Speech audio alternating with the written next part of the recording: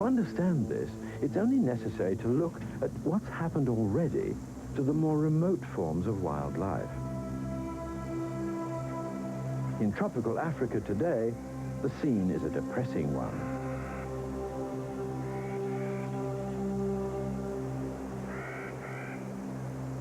Thousands of elephants are slaughtered every year, either by poachers for their ivory, or, and this may come as a surprise to you, by conservationists to protect the shrinking environment. With each generation, the human population of Africa doubles. Within a century, Africa will be as crowded as Europe, and there'll be no room left for the wild game.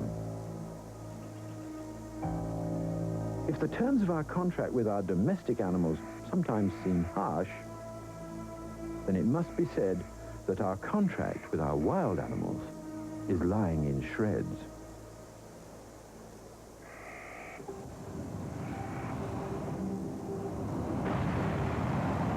We're protected from this unpalatable truth by the beauty of the nature films we see on our television screens.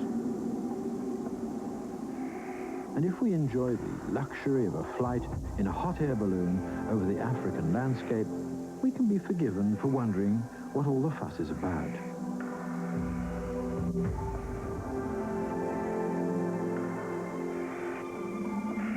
Everything seems peaceful enough.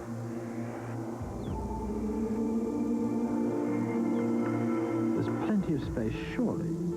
Yes, but this is a protected area, a national game park patrolled by armed police, whose job is to keep out the swelling local population of humans who desperately want this land to graze their farm animals.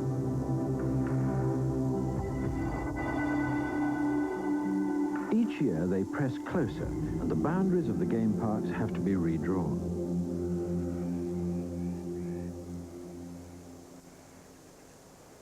Soon, there will be no more than zoo parks, full of affluent tourists enjoying safaris with all the comforts of home.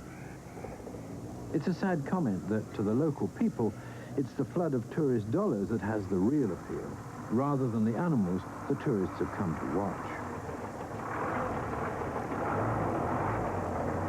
Already, the great predators of Africa have become rarities. To fully appreciate this, it's only necessary to find a pride of lions and then wait.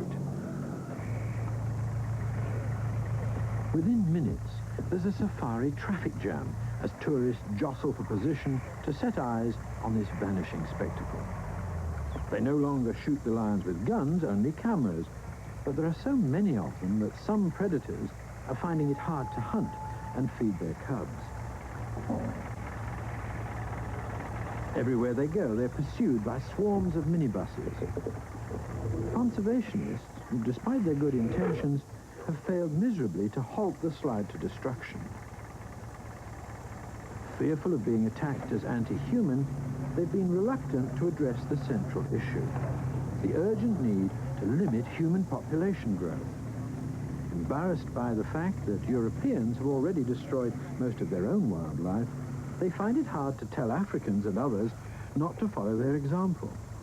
But there's nothing anti-human about this message. Overpopulation always leads to misery. And it's not only the wildlife that will benefit from reduced population levels, it's the people too. More space means more affluence, and with the bonus of sharing that space with magnificent wild animals. To advise this may be seen as colonialist interference, but it also happens to be good sense.